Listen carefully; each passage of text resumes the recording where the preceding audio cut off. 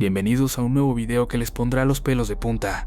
Hoy traemos historias de traileros que no podrán olvidar. Si están listos para temblar, denle like, suscríbanse y dejen en los comentarios desde dónde nos escuchan. Apaguen las luces y que comience el terror. En este trabajo hay una regla no escrita. Nunca preguntes qué llevas. Te dicen cajas, llevas cajas. Te dicen maquinaria, llevas maquinaria. Así de simple. Yo me llamo Ramiro y llevo 18 años manejando tráiler. Hace 6 meses rompí esa regla. Abrí el remolque para ver qué transportaba. Ojalá nunca lo hubiera hecho. Empecé en este trabajo cuando tenía 23 años.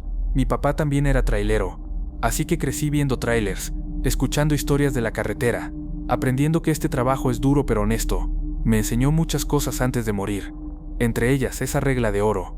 No importa qué tan curioso estés, nunca abras el remolque si no te corresponde. Tu trabajo es llevar la carga de un punto A a un punto B.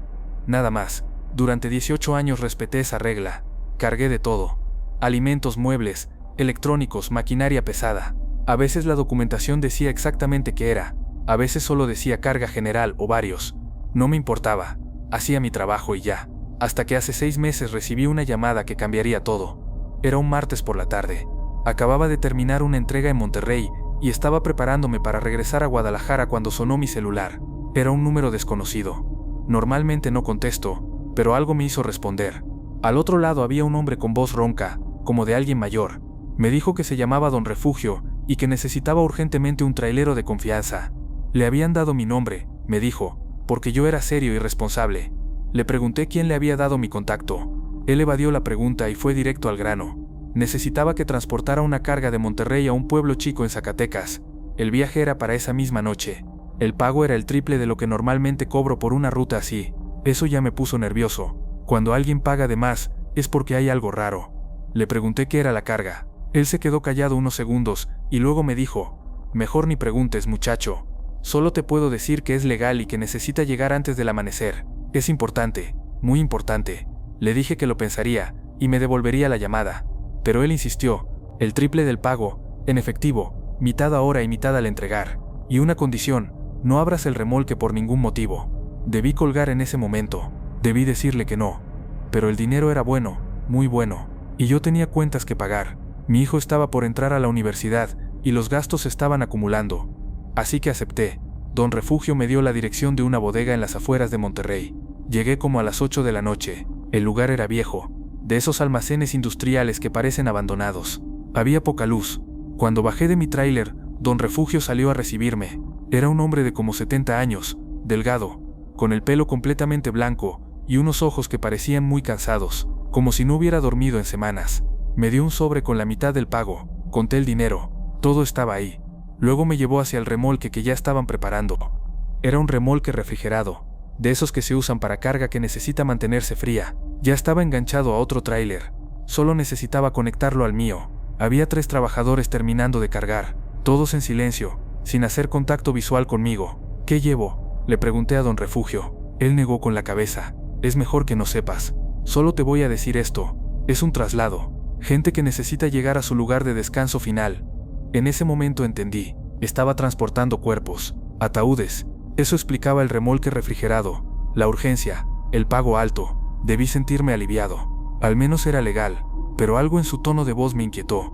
Los trabajadores terminaron de cargar y sellaron el remolque con cadenas y un candado grande. Don Refugio me dio la llave. Solo ábrelo cuando llegues. Los encargados del cementerio estarán esperándote. Y por favor, muchacho, por tu propio bien no lo abras antes. Le dije que no había problema. Subí a mi tráiler, conecté el remolque y arranqué. Las primeras 2 horas del viaje fueron normales. Salí de Monterrey y tomé la carretera hacia Zacatecas. Era una ruta que conocía bien. No había mucho tráfico. La noche estaba despejada. Puse música norteña bajita y me concentré en manejar. El remolque refrigerado hacía su ruido normal, el compresor prendiendo y apagando cada cierto tiempo. Pero como a las 10:30 de la noche empecé a escuchar algo más. Al principio pensé que era el motor del refrigerador fallando. Era como un golpeteo sordo, tum, tum, tum, rítmico, constante. Apagué la música para escuchar mejor. El sonido venía definitivamente de atrás, del remolque. Me dije que era la carga moviéndose. Tal vez los ataúdes no estaban bien asegurados, y con el movimiento del tráiler se estaban recorriendo un poco.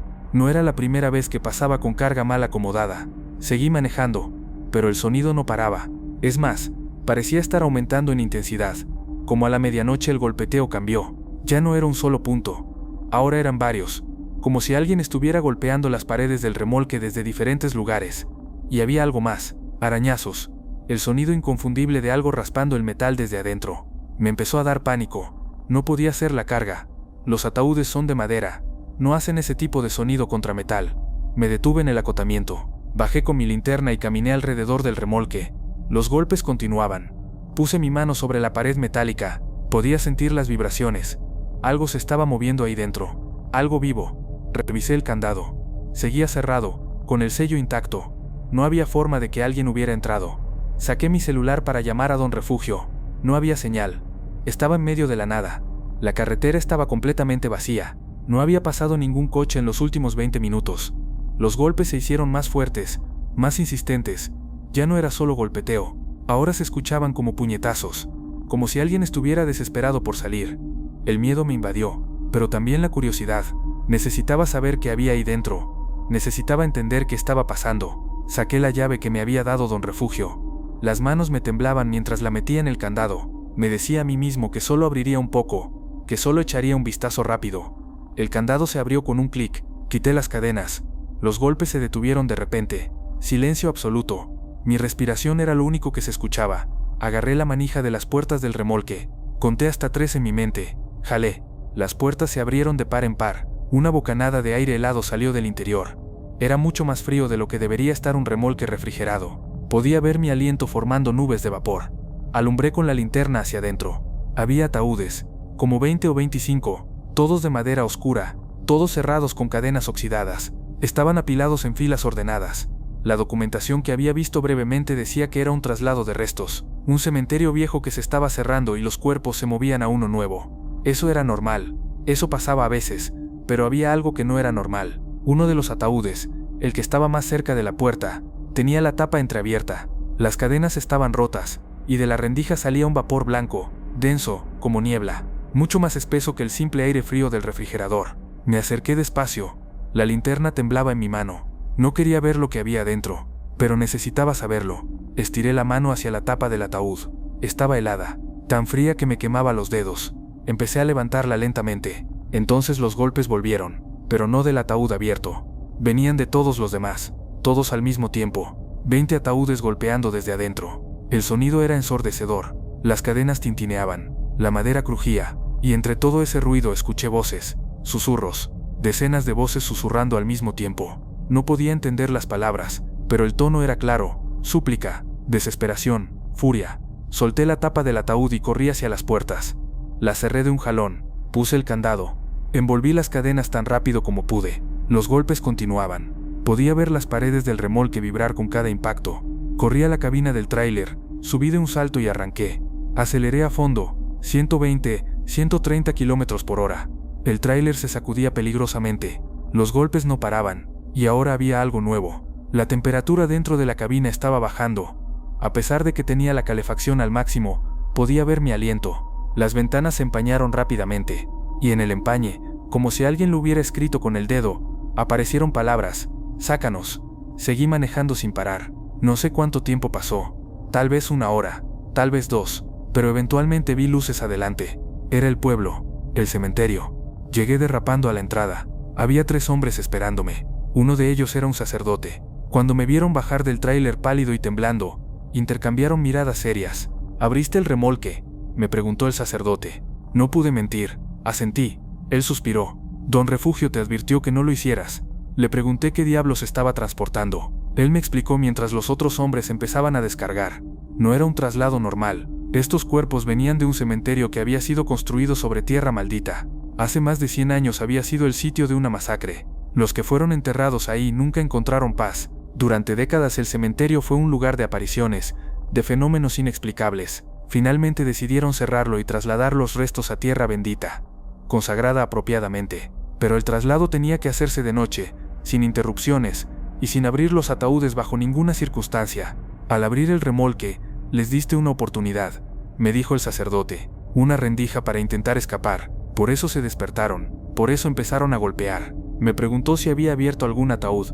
Le dije que no, que solo había abierto las puertas del remolque. Él pareció aliviado. Entonces todavía podemos contenerlos.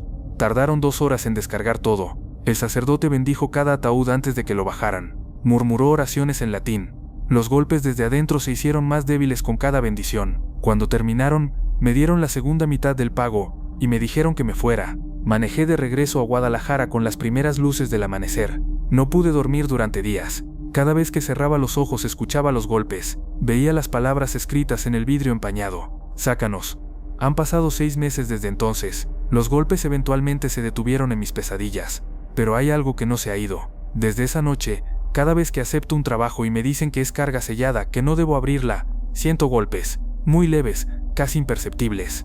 Como si algo supiera que ya rompí esa regla una vez. Como si algo supiera que puedo volver a hacerlo. Y cada vez los golpes son un poco más fuertes. Como si esa cosa, lo que sea que haya en los remolques sellados, estuviera probándome, esperando el momento en que mi curiosidad vuelva a vencerme. Por eso ahora solo acepto trabajos donde puedo ver la carga, donde sé exactamente qué transporto.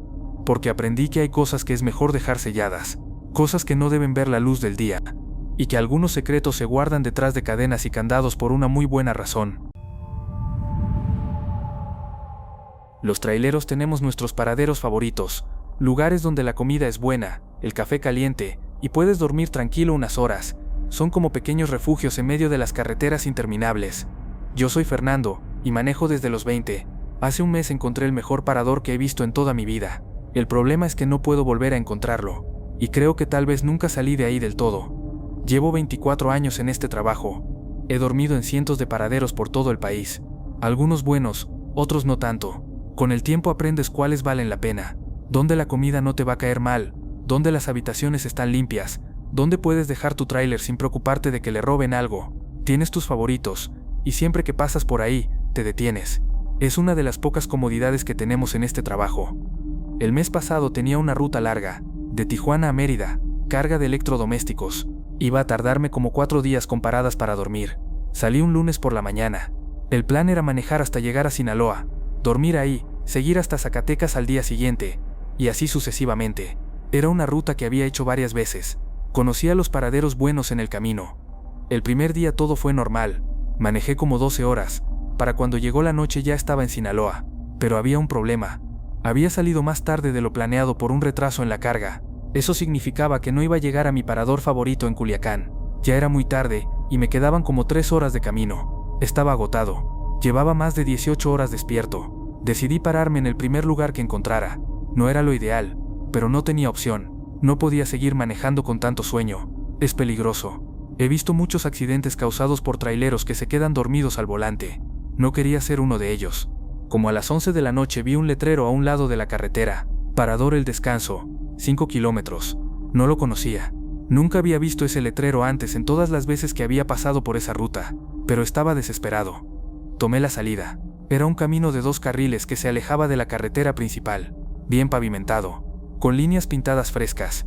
Eso era buena señal. Los paraderos bien mantenidos son mejores. Manejé los 5 kilómetros y llegué al lugar. Me sorprendió gratamente. Era grande, limpio, muy moderno. Había como 10 trailers ya estacionados. Las luces del lugar eran brillantes. Se veía seguro y acogedor. Estacioné mi tráiler y bajé. Había un edificio principal con un restaurante y la recepción. Entré. El lugar estaba muy bonito por dentro. Pisos de cerámica brillantes, muebles nuevos. Olía a café recién hecho y a comida casera. Detrás del mostrador de recepción había una señora joven muy amable. Me saludó con una sonrisa. «Bienvenido a El Descanso. ¿Va a necesitar habitación?». Le dije que sí. Me dio una llave de una habitación en la planta alta. 150 pesos la noche. Un precio muy bueno. También me dijo que el restaurante estaba abierto hasta la medianoche si quería cenar algo. Le di las gracias y subí a dejar mis cosas. La habitación era increíble. Cama grande y cómoda. Baño limpio con agua caliente. Aire acondicionado funcionando bien. Televisión con cable. Me quedé sorprendido. Paraderos así no son comunes en carreteras secundarias. Generalmente los encuentras en las autopistas grandes. Bajé al restaurante. Había otros 4 traileros cenando. Nos saludamos con la cabeza. Esa camaradería silenciosa que existe entre nosotros. La comida estaba deliciosa. Pedí enchiladas con arroz y frijoles. Todo casero. El café estaba perfecto. Fuerte y caliente. La mesera era muy atenta. Después de cenar me quedé un rato platicando con uno de los otros traileros. Se llamaba Don Sebastián. Era un señor mayor, como de 60 años. Llevaba más de 30 años manejando. Le comenté que no conocía este parador, que me sorprendía no haberlo visto antes. Él solo sonrió y me dijo que era un lugar especial, que una vez que lo conoces, siempre quieres regresar. Platicamos un rato más sobre rutas y cargas. Luego cada quien se fue a su habitación. Yo subí y me acosté. La cama era tan cómoda que me quedé dormido casi inmediatamente. Desperté sintiéndome increíblemente bien, descansado, sin dolor de espalda, sin el cansancio usual. Me sentía como nuevo. Miré el reloj. Eran las 8 de la mañana. Había dormido como 9 horas. Perfecto. Me bañé, me vestí y bajé a desayunar. El restaurante tenía un buffet de desayuno. Huevos, frijoles, chilaquiles, pan dulce, fruta, jugo, café, todo delicioso. Pagué mi cuenta, muy barata para la calidad del lugar. Le di las gracias a la señora de la recepción y me despedí. Subí a mi tráiler y me preparé para salir. Encendí el motor. Todo funcionaba bien. Empecé a manejar de regreso hacia la carretera principal. Mientras manejaba, pensaba en lo afortunado que había sido de encontrar ese lugar. Definitivamente iba a regresar en mi próximo viaje por esa ruta. Llegué a la carretera principal y seguí mi camino hacia Zacatecas. Como a las 2 horas de manejar, algo me pareció extraño. Revisé mi celular para ver la hora. Marcaba las 10 de la mañana. Eso no tenía sentido. Había salido del parador a las 8:30. Había manejado 2 horas. Deberían ser las 10:30. Pensé que tal vez mi celular se había desconfigurado. Encendí la radio para escuchar la hora. El locutor dijo que eran las 10:02 de la mañana. Mi celular estaba bien. Revisé el odómetro de mi tráiler. Había avanzado 120 kilómetros desde que salí del parador. Eso coincidía con las 2 horas que había manejado. Pero la hora no coincidía. Era como si hubiera perdido media hora en algún lado, o como si el tiempo en el parador hubiera sido diferente. Me pareció raro, pero no le di mucha importancia. A veces uno pierde la noción del tiempo cuando está cansado. Seguí mi ruta sin problemas. Llegué a Zacatecas, dormí ahí, continué al día siguiente. Todo normal. El viaje completo tomó los 4 días planeados. Entregué mi carga en Mérida sin problemas. Una semana después tenía que hacer la ruta de regreso, de Mérida a Tijuana. Decidí que en el camino me detendría otra vez en el descanso. Había sido tan buena experiencia que quería repetirla. Calculé mi tiempo para llegar al parador como a las 11 de la noche otra vez, pero cuando llegué al punto de la carretera donde debería estar la salida, no la encontré. Pensé que tal vez me había pasado de largo. Di vuelta y regresé más despacio. Nada. No había ninguna salida. No había ningún letrero que dijera parador el descanso. Era como si nunca hubiera existido. Me orillé y revisé mi GPS. Busqué en el historial de ubicaciones. Había estado ahí hacía una semana. Las coordenadas estaban guardadas, pero cuando puse las coordenadas en el mapa, no aparecía ningún camino. Según el GPS, esas coordenadas estaban en medio del monte. No había ninguna carretera secundaria, ningún parador, nada. Pensé que era un error del GPS. Seguí buscando. Recorrí como 20 kilómetros en ambas direcciones buscando la salida. No la encontré. Era imposible. Yo había estado ahí, había dormido ahí, había comido ahí, había hablado con otros traileros. No podía ser mi imaginación. Decidí preguntar. En la siguiente gasolinera donde paré, le pregunté al despachador si conocía el descanso, un parador grande y moderno como a 5 kilómetros de la carretera. Él negó con la cabeza. No conocía ningún lugar así por esa zona. Le pregunté a otros traileros que estaban ahí. Ninguno lo conocía. Me empecé a poner nervioso. ¿Qué había pasado? ¿Dónde había estado realmente esa noche? Revisé mis recibos. Tenía el comprobante de la habitación y de la comida. Papel real, con el logo del parador, con fecha y hora. Pero cuando intenté leer el teléfono y la dirección que estaban impresos, la tinta estaba borrosa. No se podía leer claramente. Continué mi viaje confundido y preocupado. Cuando llegué a Tijuana, no podía dejar de pensar en el parador. Necesitaba respuestas. Busqué en internet, parador el descanso. No encontré nada. Ningún sitio web, ninguna reseña, ninguna mención en foros de traileros. Era como si no existiera. 2 semanas después tuve que hacer otra ruta, esta vez de Guadalajara a Hermosillo. Una ruta diferente pero que pasaba relativamente cerca de donde había estado el descanso. Decidí buscar otra vez, esta vez de día. Tal vez de noche me había desorientado. Llegué a la zona y recorrí la carretera despacio. Busqué cualquier camino secundario, cualquier señal, nada. Entonces vi algo. En una gasolinera vieja había un señor mayor arreglando una llanta. Me acerqué a preguntarle. Cuando le describí el parador, él se puso serio. Un lugar muy limpio y moderno, con comida muy buena, donde te sientes como en casa. Yo asentí. Él negó con la cabeza despacio. Mira, hijo, no eres el primero que me pregunta por ese lugar. Cada tanto un trailero viene buscándolo. Algunos juran que estuvieron ahí, tienen recibos y todo. pero ese lugar no existe, al menos no en este tiempo. No entendí qué quiso decir con eso. Él me explicó que hace años, como en los 60, sí existía un parador por aquí. Se llamaba El Descanso. Era muy famoso. Todos los traileros paraban ahí, pero cerró hace décadas. El edificio fue demolido. Construyeron la autopista nueva y la carretera vieja quedó abandonada. Ya no queda nada de ese lugar. Pero yo estuve ahí hace un mes, le dije. Dormí ahí, comí ahí, vi otros traileros. Él me miró con una expresión extraña, una mezcla de lástima y preocupación. Algunos dicen que el parador sigue existiendo, pero en otro tiempo, que a veces cuando alguien está muy cansado, muy necesitado de descanso, el parador se aparece, los deja entrar, los deja descansar, pero el tiempo ahí adentro no es igual al de afuera. Le pregunté qué quería decir. Él me contó que conoció a un trailero hace años que también había estado en El Descanso. Ese hombre juró que solo había dormido una noche ahí, pero cuando salió, habían pasado 3 días en el mundo real. Su familia lo había estado buscando. Habían reportado su tráiler como desaparecido. Él no podía creerlo. Para él solo había sido una noche, pero 3 días completos habían pasado afuera. Sentí un escalofrío. Yo había sentido que había dormido 9 horas, y cuando salí, efectivamente habían pasado 9 horas según mi percepción, pero había esa media hora que no cuadraba, esa media hora que había desaparecido. ¿Qué habría pasado si me hubiera quedado más tiempo? Un día, una semana, el Señor me dijo algo más que me dejó helado. Hay gente que entró a ese parador y nunca salió, o salió, pero en un tiempo donde ya nadie lo recuerda. Hay historias de traileros que entraron en los 80, para ellos solo han pasado semanas o meses, pero afuera ya pasaron décadas. Sus familias ya los dieron por muertos, su mundo ya no existe. Regresé a mi tráiler temblando. Revisé otra vez el recibo del parador, lo miré con más cuidado. La fecha estaba impresa, pero cuando la miré bien me di cuenta de algo. El formato de la fecha era antiguo, el tipo de papel era viejo, el logo del parador tenía un estilo de diseño de décadas pasadas, pero estaba en perfecto estado, como si fuera nuevo. Desde entonces he hecho esa ruta varias veces. Siempre busco el letrero, parador, El Descanso, 5 kilómetros. A veces cuando estoy muy cansado, cuando llevo muchas horas sin dormir, juro que lo veo. Ahí a un lado de la carretera, brillante, llamándome, invitándome a descansar. Pero aprieto el volante con fuerza y sigo de largo. Busco otro lugar para parar, cualquier otro lugar, porque sé que si vuelvo a entrar, tal vez esta vez no sean solo 30 minutos los que pierda, tal vez sean días, o semanas, o años, y cuando salga, si es que salgo, tal vez el mundo que conocí ya no exista, tal vez mi familia ya no me recuerde, tal vez nadie me esté esperando, porque aprendí que hay lugares que existen fuera del tiempo normal, lugares que te ofrecen exactamente lo que necesitas, un descanso, una pausa, pero el precio de ese descanso puede ser mucho más alto de lo que imaginas, puede costarte todo el tiempo que te queda, y una vez que entras, nunca sabes cuánto tiempo realmente va a pasar, ni si podrás volver al momento del que saliste. En este trabajo uno aprende a leer a la gente rápido.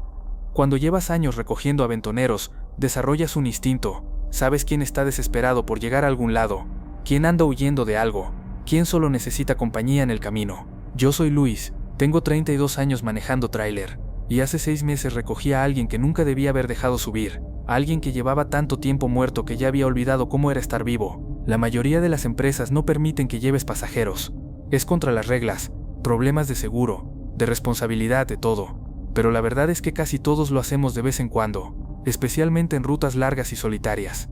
La compañía ayuda a no quedarte dormido. Una plática te mantiene despierto mejor que el café.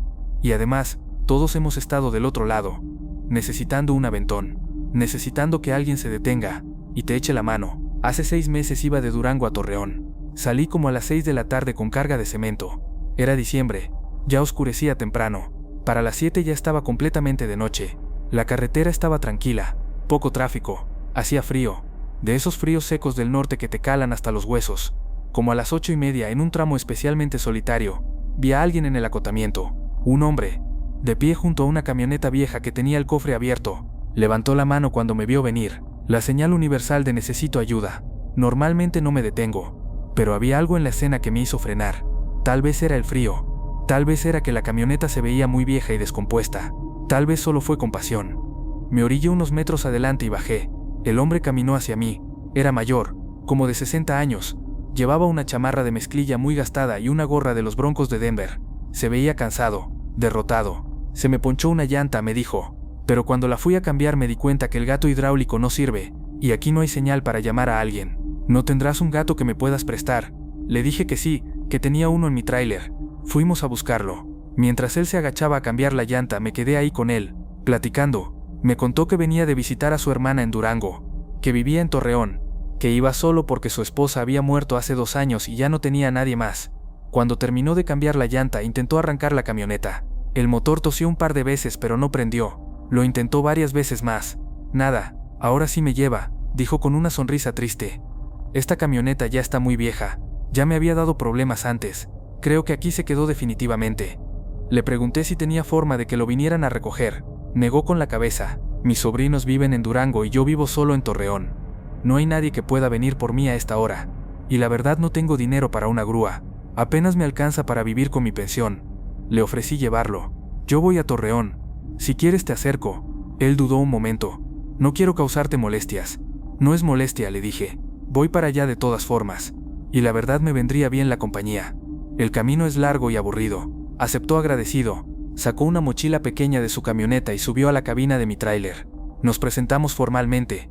Me dijo que se llamaba Arnulfo, que había sido mecánico toda su vida, que conocía bien estos caminos porque durante años había manejado tráiler también. Por eso sabía lo solitario que podía ser. Empezamos a platicar mientras yo manejaba. Me contó historias de cuando él era trailero, de los lugares que había conocido, de cómo eran las cosas hace 30 años. Era buen conversador, el tipo de persona con la que el tiempo pasa rápido. Me hizo reír varias veces con anécdotas de sus años en la carretera. Como a la hora de viaje me di cuenta de algo raro. Arnulfo conocía demasiado bien mi ruta. Mencionaba curvas que venían antes de que llegáramos a ellas, puntos de referencia que aún no podíamos ver. Al principio pensé que solo era porque conocía bien la carretera, pero luego empezó a mencionar cosas más específicas. En 2 kilómetros vas a ver un letrero caído del lado derecho, me dijo. Efectivamente, 2 kilómetros después ahí estaba el letrero, tirado en el acotamiento. Más adelante hay un puente con grafiti que dice el Chore estuvo aquí. Y sí, ahí estaba, exactamente como lo había descrito. Le pregunté cuánto tiempo había pasado desde la última vez que había manejado por esta ruta. Él se quedó callado un momento. Luego dijo algo extraño. Más tiempo del que puedo recordar. Pero es como si fuera ayer. Como si nunca me hubiera ido. Seguimos platicando. Pero ahora yo estaba más atento. Había algo en la forma en que hablaba que me inquietaba. No podía señalar exactamente qué era. Solo que algo no cuadraba. Y entonces noté algo más. Arnulfo no se reflejaba bien en el parabrisas. Cuando había luces de otros coches o de postes, yo podía ver mi propio reflejo tenue en el vidrio. Pero el de él era más débil, casi transparente. Intenté no darle importancia. Es solo el ángulo de la luz, me dije. Pero no podía sacarme esa sensación de incomodidad. Como a las 10 de la noche, Arnulfo dijo algo que me heló. ¿Sabes? Creo que me perdí por mucho tiempo. Estuve dando vueltas en un lugar del que no podía salir. Era como estar atrapado en un momento que se repetía una y otra vez. Pero ahora que estoy aquí contigo, me siento más yo mismo, más real. Le pregunté de qué hablaba. Él miró por la ventana hacia la oscuridad. Es difícil de explicar. Es como cuando te quedas dormido pero no estás seguro si estás soñando o despierto. Así me sentía, todo el tiempo, hasta que tú te detuviste. Tu tráiler es lo primero que se ha sentido sólido en mucho tiempo. No supe qué responder. Su tono era tranquilo pero había algo perturbador en sus palabras. Decidí cambiar de tema. Le pregunté sobre su familia, sobre su vida en Torreón. Él respondió con normalidad. Me contó de su casa, de su rutina, de cómo llenaba sus días ahora que estaba jubilado. Pero entonces dijo algo que no coincidía. Mencionó que veía un programa de televisión que había sido cancelado hacía más de 15 años. Mencionó precios de cosas que no habían costado eso desde los 90. Mencionó un cine en Torreón que yo sabía que había cerrado hace décadas. Arnulfo, le dije finalmente, ¿en qué año estamos? Él me miró confundido. 1998. ¿Por qué? Estamos en 2024, le dije suavemente. Su expresión cambió. Primero confusión, luego algo parecido al miedo, luego una tristeza profunda. Eso no puede ser, dijo. Yo salí de casa esta mañana, fui a visitar a mi hermana, fue hoy. ¿Cómo pueden haber pasado 26 años? Arnulfo, ¿qué es lo último que recuerdas con claridad, antes de que yo te recogiera? Él cerró los ojos tratando de recordar. Iba manejando de regreso de Durango a Torreón. Se me ponchó una llanta, paré a cambiarla, y entonces, se detuvo. Su voz se quebró un poco, y entonces un tráiler me golpeó. Yo estaba agachado cambiando la llanta. No lo vi venir, no tuve tiempo de moverme. El corazón se me aceleró. ¿Qué pasó después? No lo sé. Todo se volvió oscuro, y luego estaba parado junto a mi camioneta, con el cofre abierto, esperando ayuda, y esperé, y esperé. Muchos coches pasaron pero nadie se detenía, hasta que tú lo hiciste. ¿Cuánto tiempo esperaste? No lo sé. Pudo haber sido 1 hora. Pudo haber sido. Hizo una pausa. Pudo haber sido mucho más. El tiempo se sentía extraño, como si no pasara de forma normal. Manejamos en silencio durante varios minutos, yo procesando lo que me había dicho, él mirando por la ventana con expresión perdida. Finalmente habló otra vez. Estoy muerto, ¿verdad? No supe qué decirle. La verdad es que empezaba a creer que sí, que de alguna forma había recogido al fantasma de un hombre que había muerto en un accidente hace 26 años, un hombre que había estado atrapado en el lugar de su muerte todo ese tiempo, esperando que alguien se detuviera, esperando ayuda que nunca llegó a tiempo. Creo que sí, le dije finalmente. Lo siento. Él asintió lentamente. Tiene sentido. Por eso nada se sentía bien. Por eso el tiempo era tan confuso. Por eso nadie se detenía. Porque no podían verme. O si me veían, algo los hacía seguir de largo. Una pausa. Tú fuiste el primero que realmente me vio. ¿Por qué? No lo sé. Le dije honestamente. Tal vez porque necesitabas que alguien lo hiciera. Tal vez yo era la persona correcta en el momento correcto. Seguimos manejando. Arnulfo empezó a hablar más, a recordar cosas, su esposa, sus hijos, su vida, pero también empezó a recordar los años después de su muerte, los años atrapado en ese tramo de carretera, viendo pasar los coches, los trailers, todos ignorándolo, todos siguiendo de largo, la soledad, la confusión, el sentimiento de que algo estaba terriblemente mal, pero sin poder entender qué. Cuando llegamos a las afueras de Torreón, le pregunté a dónde quería que lo llevara. A mi casa, dijo. Quiero ver mi casa una última vez. Me dio la dirección. Era en una colonia vieja de la ciudad. Cuando llegamos, se quedó sentado un momento mirando la casa por la ventana. Se ve diferente, dijo. Más vieja. Descuidada. Claro. Han pasado 26 años. Tus hijos ya no viven aquí, ¿verdad? No. Probablemente vendieron la casa después. Después de que yo. Se detuvo. Después de que dejé de estar. ¿Quieres bajar? Ver más de cerca. Negó con la cabeza. No. Creo que no debo. Creo que ya es hora de irme de verdad. De dejar de estar atrapado. Gracias por traerme hasta aquí, por escucharme, por ayudarme a recordar. ¿A dónde vas a ir? No lo sé, pero siento que ahora puedo, como si al llegar aquí, al cerrar este círculo algo se hubiera soltado, como si finalmente pudiera seguir adelante. Abrió la puerta de la cabina. Antes de bajar, me miró una última vez. Cuídate, Luis, y gracias, de verdad. Bajó y cerró la puerta. Caminó hacia la casa, y conforme caminaba, empezó a volverse más transparente, más tenue. Hasta que llegó a la puerta principal y simplemente ya no estaba. Se había ido. Manejé de regreso a mi hotel con las manos temblando. Al día siguiente, antes de regresar a Durango, busqué en internet accidentes de tránsito en la carretera Durango-Torreón.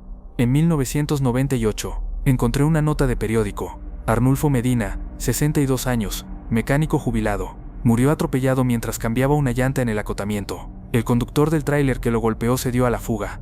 Nunca fue encontrado. Desde entonces he pasado por ese tramo muchas veces. Siempre me fijo si hay alguien parado junto a una camioneta descompuesta. Nunca he vuelto a ver a nadie. Creo que Arnulfo finalmente encontró su camino. Finalmente pudo irse a casa de verdad. Pero ahora, cuando veo a alguien pidiendo ayuda en la carretera, siempre me detengo. No importa la hora. No importa qué tan solitario esté el lugar. Porque aprendí que a veces la gente que más necesita ayuda es la que lleva más tiempo esperando. Y a veces, darle un aventón a alguien no es solo llevarlo a su destino físico, es ayudarlo a llegar a donde realmente necesita estar, aunque ese lugar esté más allá de lo que podemos ver o entender. Manejo tráiler desde hace 17 años. He cruzado el país de norte a sur más veces de las que puedo contar. He dormido en cabinas heladas, he comido tacos fríos en gasolineras olvidadas, y he visto amaneceres que quitan el aliento en medio de la nada. Pensaba que ya lo había visto todo en estas carreteras hasta aquella noche de marzo en la ruta entre Saltillo y Monterrey. Me llamo Eduardo Sánchez, tengo 42 años y trabajo para una empresa de transporte de maquinaria pesada. Esa noche llevaba piezas industriales con entrega urgente. Salí de Saltillo cerca de las 8 de la noche después de una carga complicada que me había tomado más tiempo del esperado. El plan era llegar a Monterrey antes del amanecer, descansar unas horas y hacer la entrega temprano. Las primeras 2 horas fueron normales, carretera despejada, clima fresco, radio encendido con música norteña de fondo. Llevaba un termo de café que mi esposa me había preparado y unos tacos de frijoles envueltos en papel aluminio. La rutina de siempre, nada especial. Como a las 10:30 empecé a sentir que el combustible bajaba más rápido de lo normal. Revisé el marcador y estaba en un cuarto de tanque. Extraño, porque había llenado completamente antes de salir. Busqué en mi mente las gasolineras que conocía en esa ruta. La más cercana debía estar a unos 30 kilómetros. Decidí reducir un poco la velocidad para ahorrar diésel y llegar sin problemas. Pero entonces vi algo que me hizo dudar. A un costado de la carretera, Había un letrero iluminado que decía, gasolinera El Camino, 5 kilómetros. No recordaba haber visto nunca ese letrero en todos mis años pasando por ahí, pero pensé que tal vez era nueva o simplemente nunca había prestado atención. Con el combustible bajando y la noche cerrada, no iba a desperdiciar la oportunidad. Tomé el desvío que indicaba el letrero. El camino era de terracería en buen estado pero angosto. Los árboles a ambos lados formaban una especie de túnel natural que bloqueaba la luz de la luna. Mis faros iluminaban el camino polvoriento y nada más. Manejé despacio durante unos 5 minutos hasta que vi luces adelante. Efectivamente, había una gasolinera, 2 bombas viejas de esas que tienen el contador mecánico con números que giran, un edificio pequeño que parecía ser la tienda, y una luz amarillenta que colgaba de un poste iluminando todo con un resplandor débil. Me estacioné frente a una de las bombas y apagué el motor. El silencio era absoluto. No se oía nada, ni grillos ni el viento, ni siquiera el ruido lejano de la carretera principal. Bajé de la cabina esperando que saliera alguien a atenderme, pero nadie apareció. Caminé hacia el edificio. La puerta tenía un letrero que decía abierto, escrito a mano en un cartón desteñido. Empujé la puerta y entré. El interior olía a humedad y a algo dulzón que no pude identificar. Había estantes con productos, pero todos estaban cubiertos de una capa gruesa de polvo. Latas oxidadas, paquetes de galletas con fechas de caducidad de hace años, botellas de refresco con etiquetas descoloridas. En el mostrador había una campana antigua. La toqué y el sonido resonó de una manera extraña, como si el espacio fuera más grande de lo que parecía. Esperé unos segundos pero nadie salió. Toqué la campana otra vez. Nada. Decidí salir y buscar al encargado afuera. Quizás estaba revisando algo en la parte trasera, pero cuando empujé la puerta para salir, se sintió pesada, como si algo la sostuviera del otro lado. Hice más fuerza y finalmente se abrió. Afuera todo seguía igual. Mi tráiler estacionado, las bombas viejas, la luz amarillenta. Pero ahora había alguien más. Un hombre estaba parado junto a una de las bombas mirando hacia mi vehículo. Vestía un uniforme azul desgastado y una gorra con el logo de una marca de gasolina que no reconocí. Tenía la cara parcialmente oculta por la sombra de la gorra. «Buenas noches», le dije mientras me acercaba. «Necesito llenar el tanque». El hombre no respondió de inmediato, solo siguió mirando mi tráiler como si estuviera estudiándolo. Luego, sin voltear hacia mí, dijo con una voz ronca y lenta: «No muchos paran aquí últimamente». «Vi el letrero en la carretera», expliqué. «Necesitaba combustible urgente». «Siempre necesitan algo», murmuró él. Finalmente volteó hacia mí y pude ver su rostro bajo la luz. Era un hombre mayor, con arrugas profundas y ojos hundidos que parecían no haber visto el sol en años. Su piel era pálida, casi grisácea. «¿Cuánto va a querer?» «Lleno, por favor». Él asintió lentamente y caminó hacia la bomba con pasos arrastrados. Insertó la manguera en el tanque de mi tráiler y comenzó a cargar. El contador mecánico giraba con un sonido metálico y rítmico. Mientras esperaba, saqué mi billetera para preparar el pago. Miré alrededor y noté algo que me pareció extraño. No había otros vehículos, ningún carro, ningún otro camión. El lugar parecía abandonado excepto por ese hombre y yo. «¿Hace mucho que trabaja aquí?», le pregunté tratando de romper el silencio incómodo. «Mucho tiempo», respondió sin dejar de mirar el contador. «Demasiado tiempo». «¿Y le va bien el negocio?». Él soltó una risa corta y amarga. «El negocio nunca se detiene. Siempre hay alguien que necesita algo en medio de la noche». La bomba hizo un clic indicando que había terminado. El hombre colgó la manguera y se limpió las manos en el uniforme. «Son 300 pesos». Le entregué 3 billetes de 100. Él los tomó lentamente. Los examinó contra la luz como si nunca hubiera visto dinero, y luego los guardó en el bolsillo de su camisa sin darme cambio ni recibo. No dije nada. Solo quería salir de ahí. Subí a la cabina y arranqué el motor. Antes de irme, miré por el espejo lateral. El hombre seguía parado junto a las bombas mirándome con esa expresión vacía. Aceleré y tomé el camino de terracería de regreso a la carretera principal.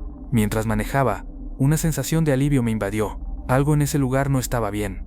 Cuando llegué a la carretera principal, revisé el marcador de combustible. Estaba en 3/4.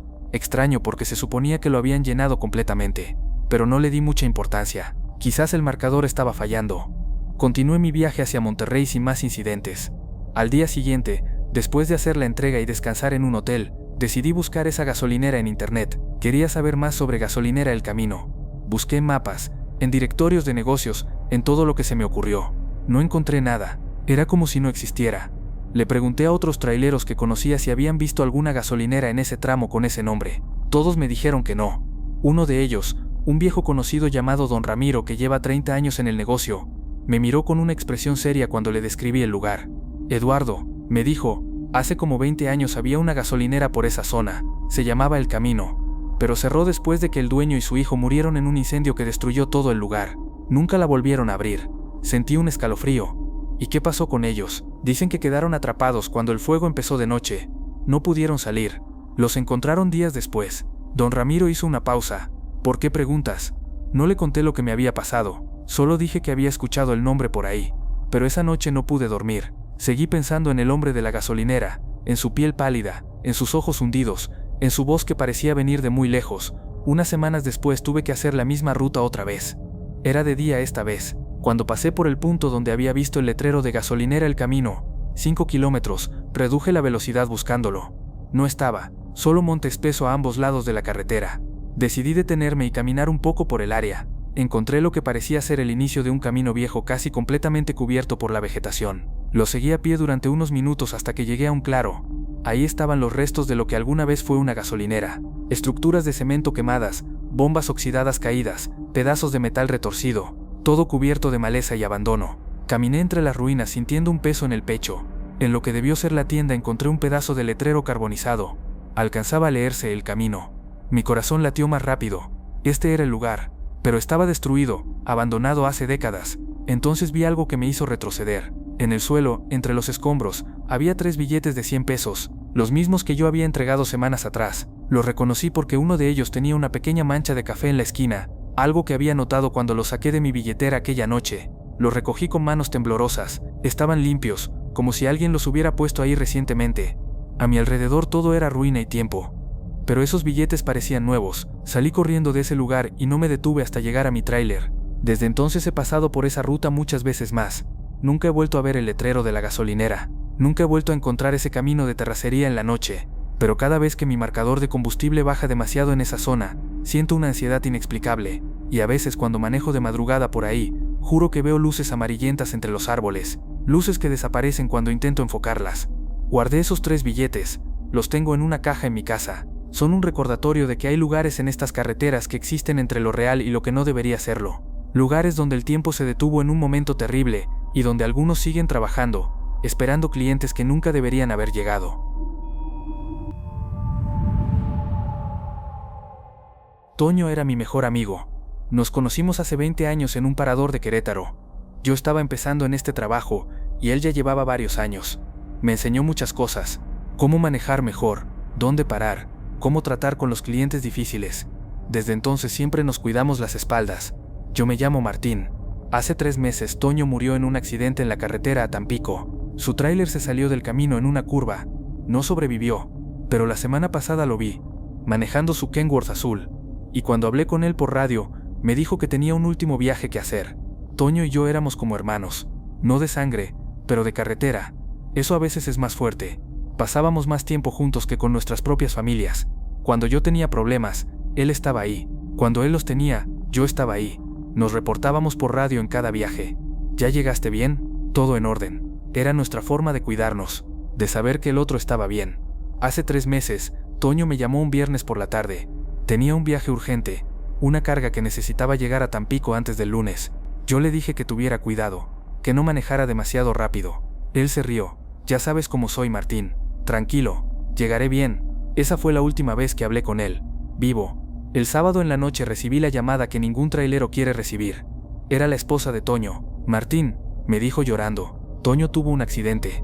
La policía acaba de venir a avisarme. Se salió del camino en una curva. El tráiler se volcó. No sobrevivió. Me quedé paralizado con el teléfono en la mano. No podía creerlo. Toño era buen conductor, muy cuidadoso. ¿Qué había pasado? Fui al funeral.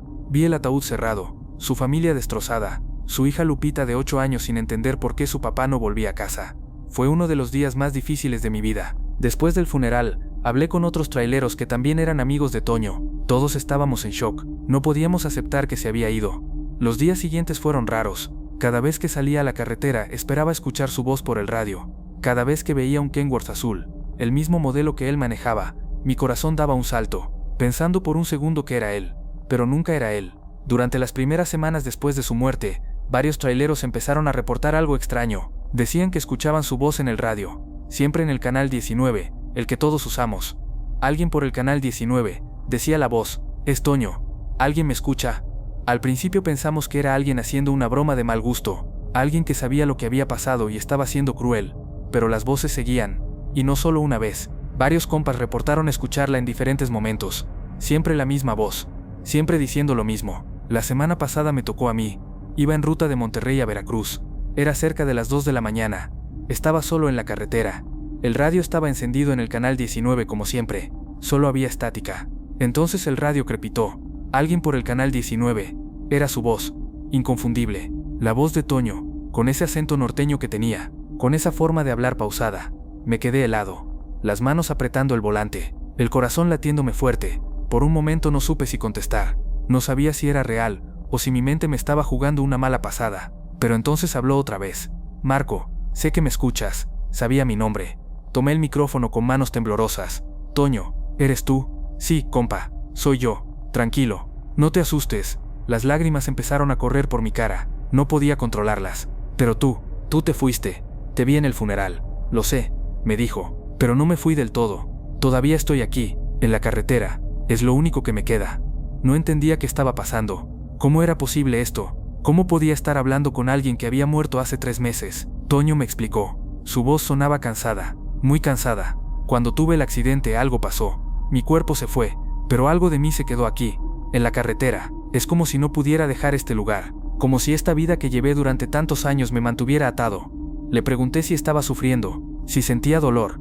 Él tardó en contestar. No es dolor físico, es más como una nostalgia constante, como estar en un lugar familiar pero sabiendo que ya no perteneces ahí. Veo pasar a todos, los que van, los que vienen, los que llegan, los que no llegan, y trato de avisar cuando puedo, trato de ayudar. Por eso has estado en el radio, avisando a la gente. Sí, he visto peligros antes de que pasen, accidentes que están por ocurrir, y trato de advertir. A veces me escuchan, a veces no, pero lo intento, porque es lo único que puedo hacer ahora. Seguimos hablando durante un rato. Me contó cosas, cómo era estar en ese estado. No tenía cuerpo físico pero podía ver todo. Podía moverse por las carreteras, podía escuchar las transmisiones de radio, podía ver a otros traileros, pero no podía tocar nada. No podía interactuar realmente con el mundo físico, solo observar, y a veces, cuando se concentraba mucho, podía usar el radio para comunicarse. Entonces me dijo algo que me partió el corazón. Martín, necesito tu ayuda, tengo un último viaje que hacer, y no puedo hacerlo solo.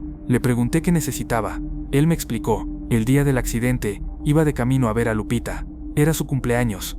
Tenía un regalo para ella. Una muñeca de colección que llevaba meses buscando. La había encontrado finalmente y la llevaba en mi tráiler. Pero cuando pasó el accidente, el tráiler fue llevado al corralón. El regalo se quedó ahí. Lupita nunca lo recibió. Su voz se quebró un poco. Ella piensa que la olvidé, que su cumpleaños no me importaba, que por eso no llegué. Y no puedo soportarlo. No puedo dejarla pensando eso. Ese regalo era importante. Le había prometido que llegaría. Y no llegué. Le dije que lo ayudaría, que haría lo que fuera necesario. Él me dio la dirección del corralón donde estaba su tráiler. Me dijo exactamente dónde había guardado el regalo. En la cabina, en un compartimento secreto que solo él conocía. Me hizo prometer que se lo llevaría a Lupita, que le diría que él la quería mucho, que nunca la había olvidado, que había estado yendo a verla cuando pasó el accidente. Al día siguiente, después de terminar mi entrega, fui al corralón. Encontré el tráiler de Toño. Verlo así me dolió. Estaba destrozado. La cabina aplastada, las llantas reventadas, manchas de óxido y grasa por todas partes. Me trepé con cuidado. El compartimento secreto estaba donde Toño me había dicho. Lo abrí, y ahí estaba. Una caja de regalo envuelta en papel rosa con un moño, milagrosamente intacta, como si el accidente no la hubiera tocado. La saqué con mucho cuidado. Era pesada. Adentro estaba la muñeca, una muñeca antigua de porcelana, de esas que los coleccionistas buscan. Toño me había contado que Lupita las coleccionaba, que había visto esta muñeca en una tienda meses atrás y la quería más que nada, pero costaba mucho. Toño había estado ahorrando para comprarla. Finalmente lo había logrado, y estaba llevándosela cuando todo terminó. Esa tarde fui a la casa de la familia de Toño. Su esposa me abrió la puerta. Se veía cansada, demacrada. Los últimos meses habían sido muy duros para ella. Le dije que necesitaba hablar con Lupita. Ella me dejó pasar.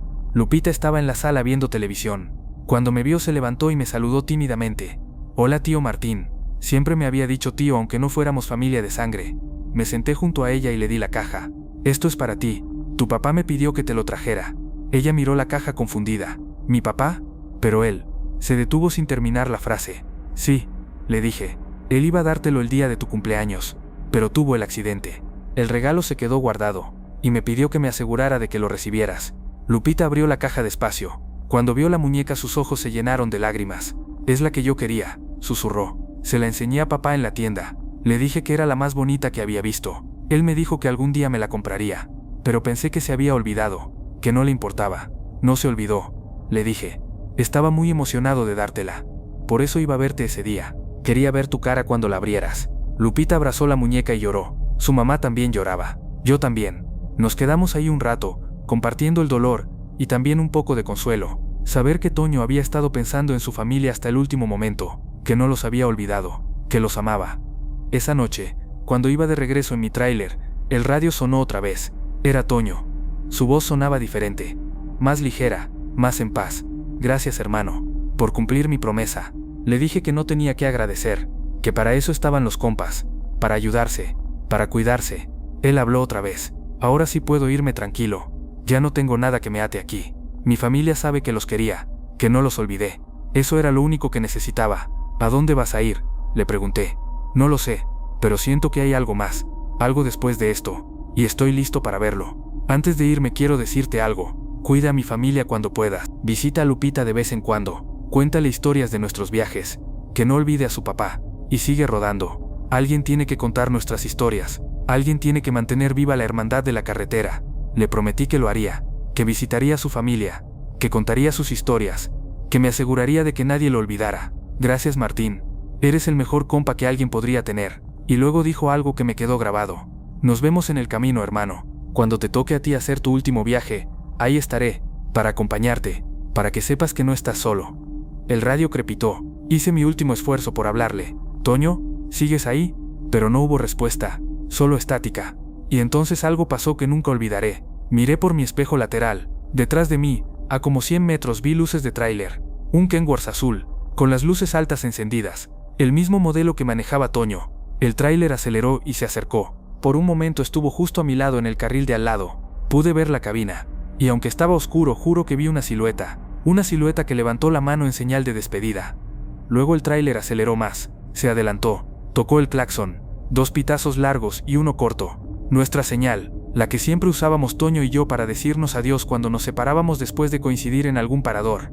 Yo toqué mi claxon también. 2 largos, uno corto. El Kenworth azul siguió adelante. Sus luces se volvieron más pequeñas, más lejanas. Y entonces, como si cruzara un velo invisible, desaparecieron. No se fueron poco a poco como deberían. Simplemente se apagaron. Como si el tráiler hubiera cruzado a otro lugar, a otro plano. Me quedé manejando en silencio por horas, procesando todo lo que había pasado, llorando a veces, sonriendo otras, porque aunque había perdido a mi mejor amigo, también había podido ayudarlo a encontrar paz. Había cumplido su última promesa. Y de alguna forma, eso me hacía sentir bien. Desde entonces visito a Lupita una vez al mes. Le llevo sus dulces favoritos. Le cuento historias de su papá, de los viajes que hicimos juntos, de las veces que nos ayudamos, de cómo era él. Ella escucha con atención, hace preguntas, sonríe cuando le cuento algo gracioso, y guarda cada historia en su corazón. Su mamá me agradece. Me dice que es importante que Lupita tenga estos recuerdos, que sepa quién era su papá, que entienda que él la amaba más que a nada en el mundo. Y cuando manejo de noche por la carretera a Tampico, por la curva donde Toño tuvo su accidente, siempre toco mi claxon. 2 pitazos largos, uno corto, y a veces, solo a veces, en el viento escucho la respuesta, un eco lejano, como si alguien estuviera devolviendo la señal, recordándome que los buenos compas nunca se van del todo, que siempre están ahí, en la carretera, cuidándote las espaldas, asegurándose de que llegues bien, de que no estés solo, porque eso es lo que significa ser trailero. No es solo un trabajo, es una hermandad, una familia que se forma en las carreteras, entre gente que entiende lo que es estar lejos de casa, lo que es pasar más tiempo en un tráiler que en tu propia cama, lo que es confiar tu vida a las decisiones que tomas en segundos, y cuando uno de nosotros se va, algo de él se queda, en las historias que contamos, en las lecciones que enseñó, en los momentos que compartimos. Toño se fue, pero sigue aquí, en cada vez que toco el claxon en esa curva, en cada vez que le cuento una historia a Lupita, en cada vez que ayudo a otro trailero en problemas, porque él me enseñó que eso es lo importante, cuidarnos, ayudarnos, estar ahí cuando nos necesitamos, en esta vida y aparentemente en la que sigue.